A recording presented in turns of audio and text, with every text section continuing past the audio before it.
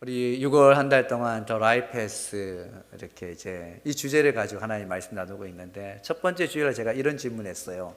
어느 길을 선택할 것인가?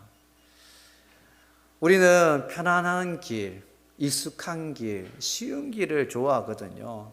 그런데 우리가 어느 길을 선택해야 될까? 성경은 항상 좀 불편한 길을 선택하라 하더라는 거예요. 지난주에는 제가 이런 질문을 드렸어요. 누구를 위한 열정인가? 누구를 위해서 우리가 열심을 내냐라는 거죠. 내 이름을 위해서 열심히 내는 사람이 있거든요. 근데 세례 요한은 예수는 흥해야 되겠고 나는 쇠해야 되겠다, 이렇게 고백하더라는 거죠. 누구 이름을 낼 것인가? 여러분, 우리가 내 이름 내는 것이 아니라 예수님 이름 내며 예수님을 존귀하게 하며 살아가자, 이렇게 말씀해 드렸어요.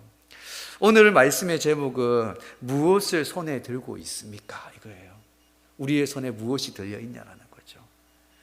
왜 이 질문을 하냐면요, 내 손에 없는 것은 줄 수 없거든요. 누군가 저에게 목사님 저 한 1억 필요한데 1억 좀 빌려주세요. 예, 캐나다 돈으로 하면 10만 불이지 않습니까? 10만 불 좀 달라고 하면 제가 줄 수가 없어요. 왜냐하면 제 통장에 10만 불이 없거든요. 우리가 없는 것을 줄 수 없더라는 거예요. 오늘 말씀의 제목을 한번 따라해 보시기 바랍니다. 무엇을 손에 들고 있습니까? 무엇을 손에 들고 있느냐?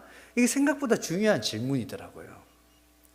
성경에 등장하는 많은 사건들 가운데 오늘 말씀은 여러분 다들 잘 아는 말씀일 거예요.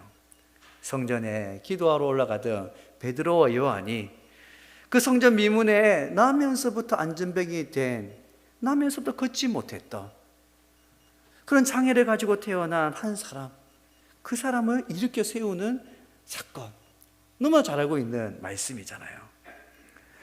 어린 시절에 많이 불렀던 찬양이 있거든요.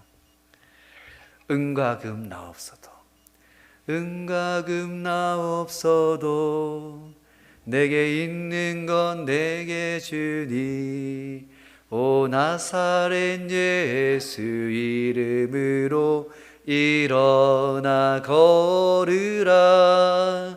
그는 걸었네, 뛰었네, 찬양했네.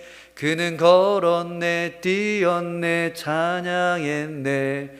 오 나사렛 예수 이름으로 일어나 걸으라.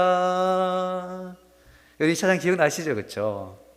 이 잘 안 부르니까 잊혀진 찬양이에요. 근데 참 이렇게 어렸을 때 많이 불렀던 찬양이에요. 사도행전 이 3장에 1절에서 10절에 나오는 이 사건을 배경으로 한 찬양이잖아요. 이 말씀을 들을 때마다, 이 찬양을 이렇게 부를 때마다, 야, 정말 그때도 그렇지만 지금 생각해도 나면서부터 안전병이 된, 걷지 못한 사람이 일어나 걸었다. 여러분, 대단한 일이잖아요. 이 대단한 일. 그런데 뭐가 대단하다는 걸까? 무엇이 대단하죠? 첫 번째는 하나님의 능력이 대단한 거예요. 그뿐만 아니라 우리와 똑같은 사람인데, 베드로와 요한, 우리가 똑같은 사람인데 그들도 어떻게 이렇게 안전병이를 일으켰을까 생각하면 그들도 대단해 보이더라는 거죠. 그리고 이런 마음이 들기도 합니다.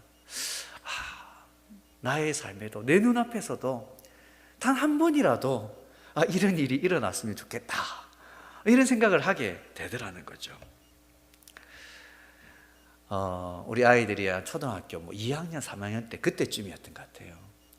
한국에 있을 때 제가 사역을 마치고 집에 딱 들어오니까 아이들이 제 손을 딱 잡더니만 엄마가 아프다고, 엄마 많이 아프다고, 아빠 왔으니까 빨리 엄마 위해서 기도해달라고, 아이들이 제 손을 붙들고 이제 엄마한테 간 거예요.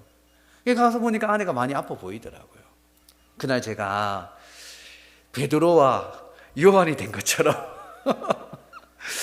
아내 이렇게 머리에 손을 딱 얹고, 예수 이름으로 명하노니 나음을 받을지어다, 이렇게 간절하게 이제 기도했거든요. 그리고 이제 간절히 기도하고 나니까 아이들이 엄마한테 이런 이야기 하더라고요. 엄마는 좋겠다라는 거예요.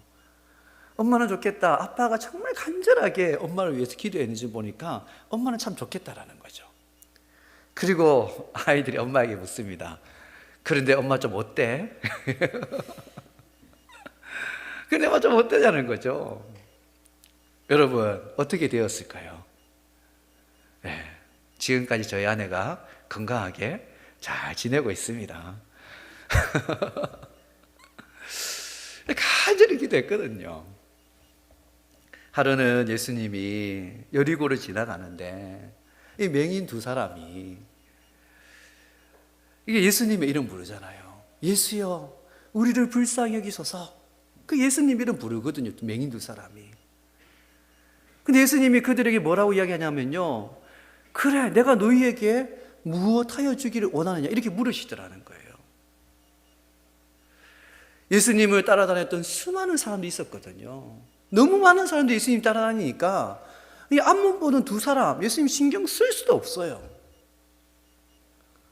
하지만 맹인 두 사람의 그 부르짖음 예수님이 외면하지 않으시더라는 거예요. 그들에게 말씀하시기를 내가 너에게 무엇하여 주기를 원하느냐. 그 수많은 사람 가운데 예수님은 이 두 명의 맹인의 그 간절한 부르짖음에 귀를 기울이시더라는 거죠. 여러분 스스로에게 이렇게 한번 질문해 보시기 바랍니다. 주님의 이름을 간절히 불러본 적이 언제인가? 여러분 주님의 이름을 간절히 불러본 적이 언제인가? 여러분 너무 오래전에 기억이 지났나요 혹시? 여러분 따라해 보시기 바랍니다. 나를 간절히 찾는 자가 나를 만날 것이니라.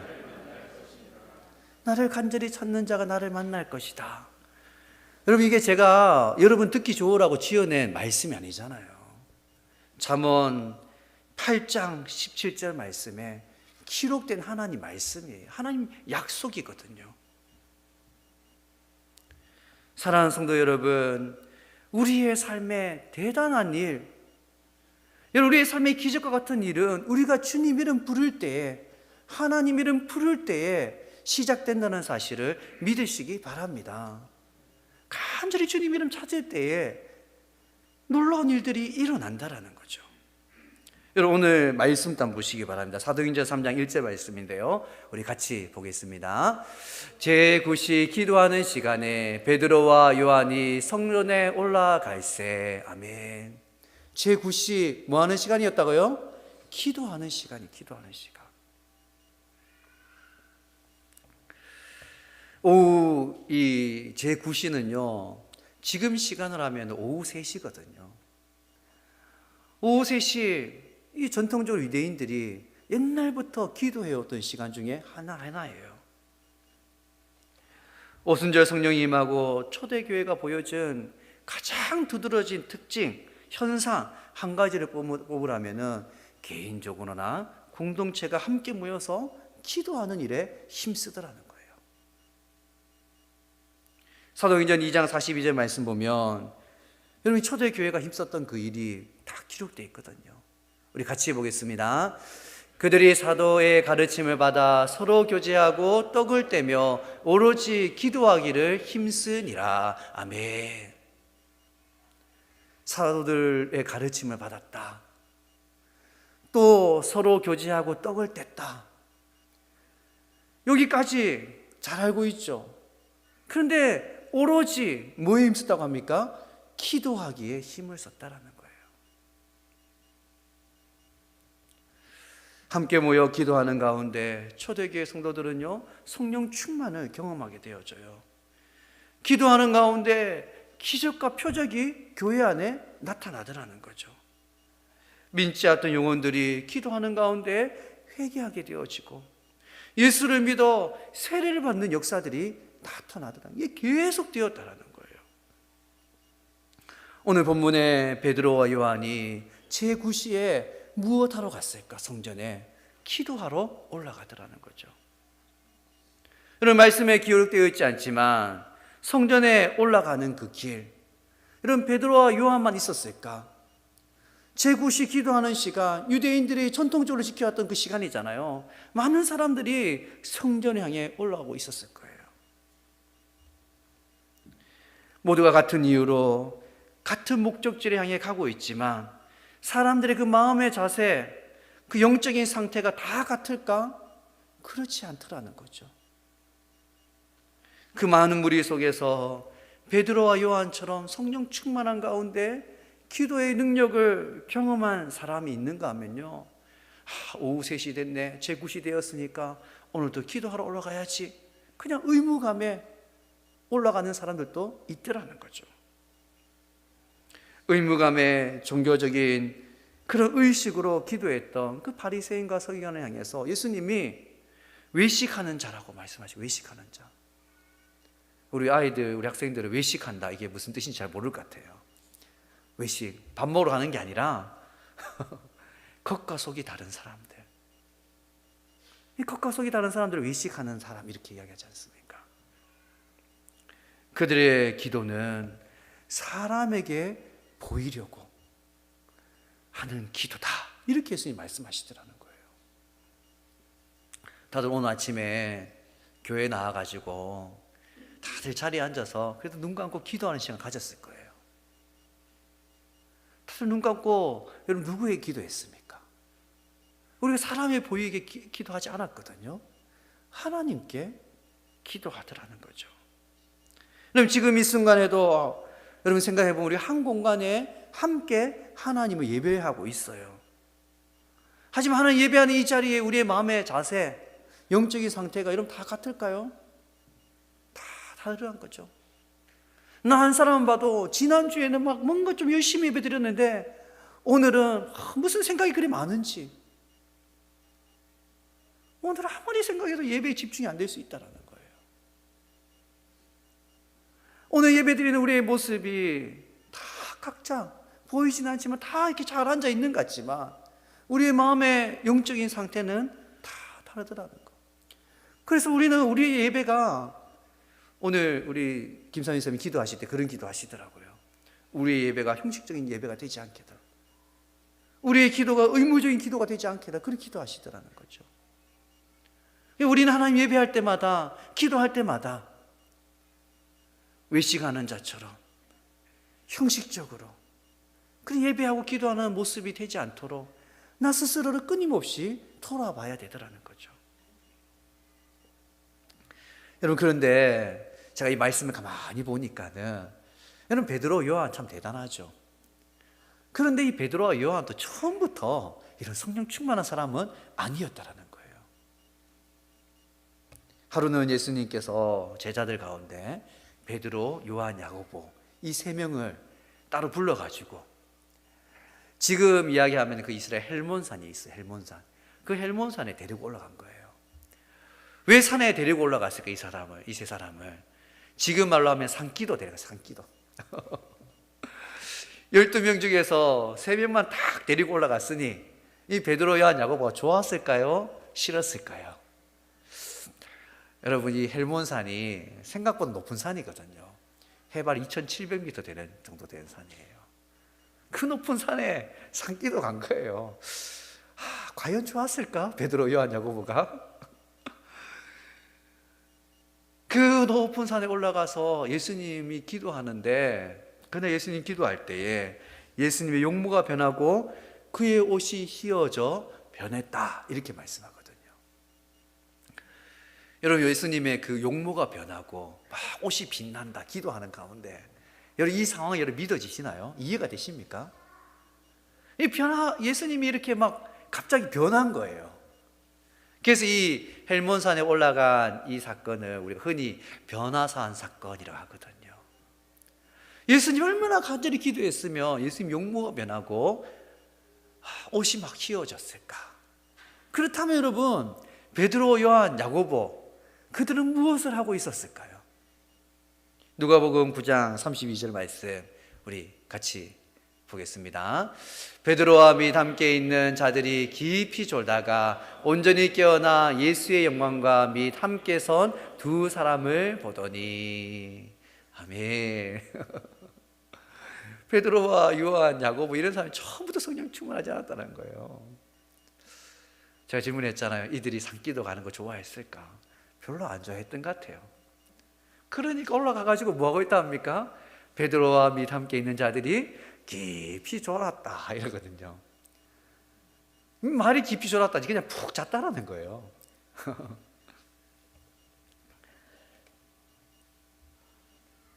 그들이 그런데 이 변화산 사건에서만 이런 모습이 보인 것이 아니라 겟세마네 동산에서 예수님이 막 땀을 흘리는데 그 땀방울이 핏방울이 될 정도로 그렇게 간절히 기도하는데 그때도 베드로, 요한, 야고보 세 사람 딱 데려가셨거든요. 그때도 졸더라는 거예요. 그랬던 늘 졸기만 했던 이 베드로, 요한, 야고보가 어떻게 성령 충만한 사람이 되었을까? 여러분 사도행전 1장 14절 말씀 보면요, 예수님이 승천하고 나서 제자들이 약속한 성령이 그들에게 임할 때까지 오로지 기도에 힘썼다 이렇게 이야기하거든요. 다른 거 하지 않고 같이 모여서 기도에 힘쓰더라는 거죠. 간절히 기도하는 가운데 예수님께서 약속하신 하나님의 성령이 그들 가운데 임하는 경험을 하게 되어지죠.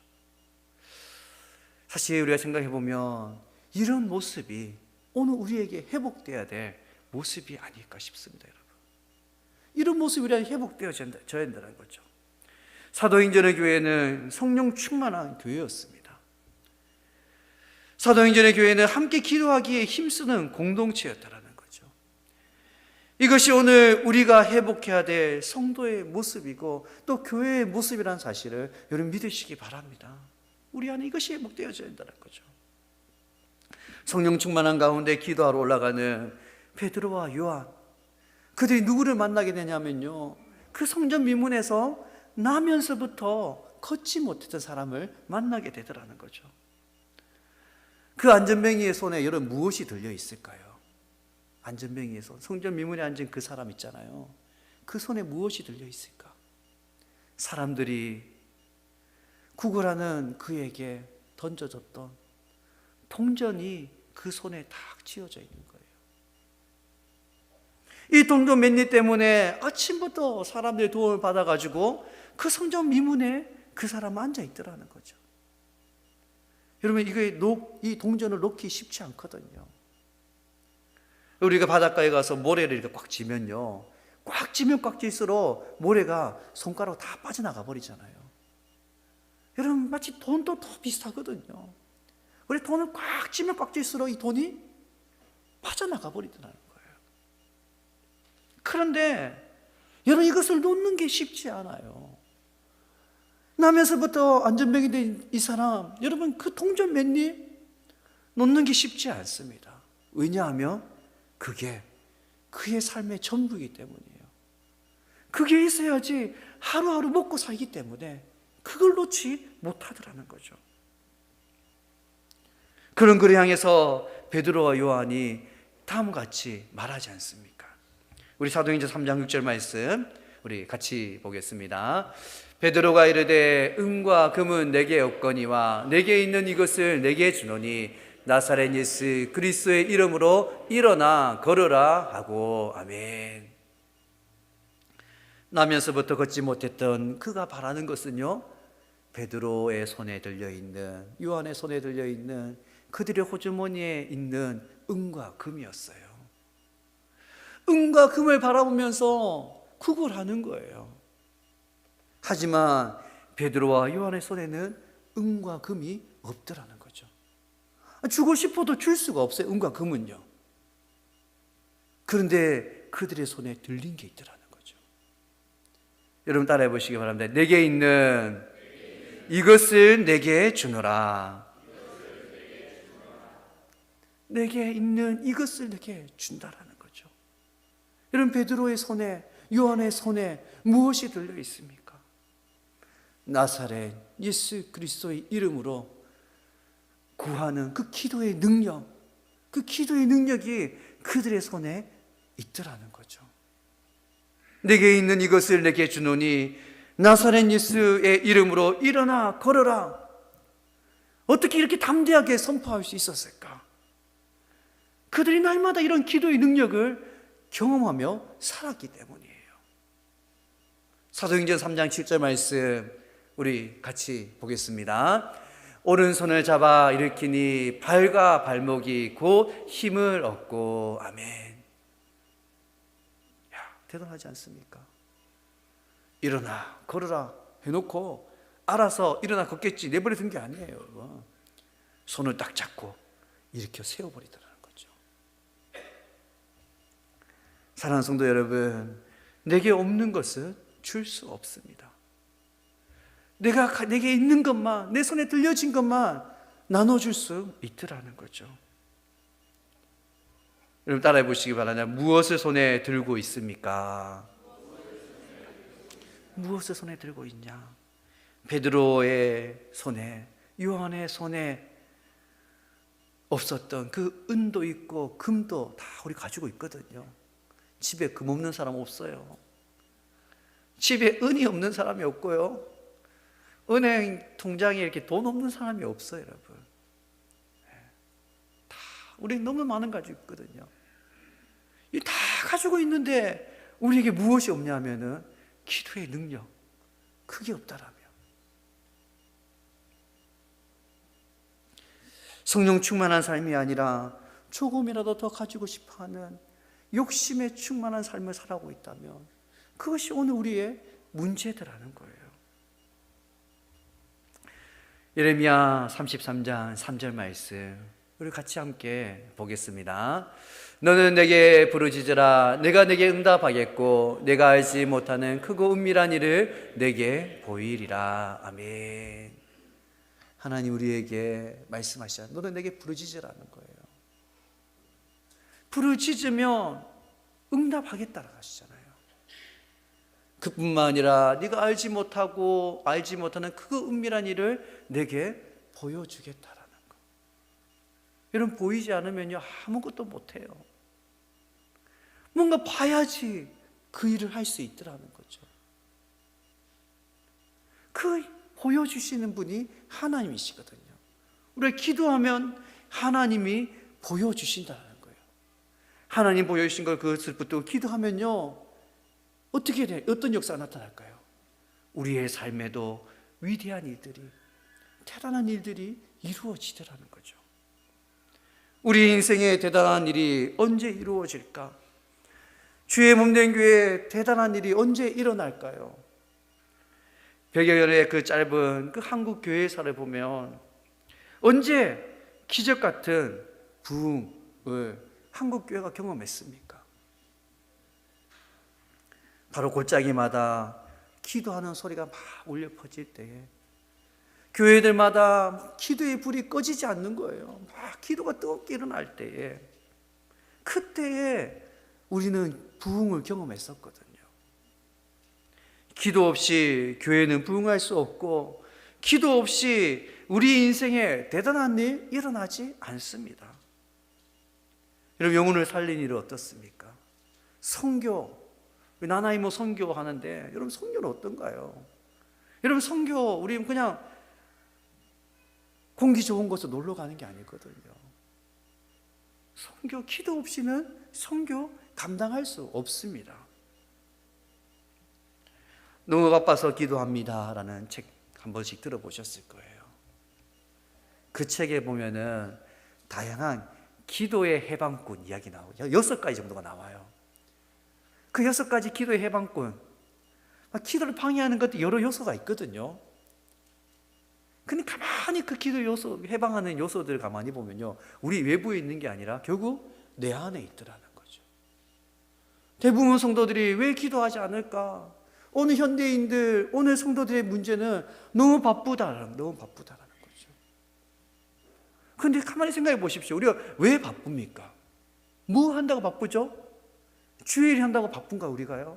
다 내가 원하는 거 하고 싶어서, 내가 갖고 싶은 거 갖고 싶어서 그렇게 바쁘게 다니더라는 거예요. 사랑하는 성도 여러분, 내 손에 없는 것 줄 수 없습니다. 그래서 아무리 바빠도 더 힘써서 우리는 기도해야 된다는 거예요.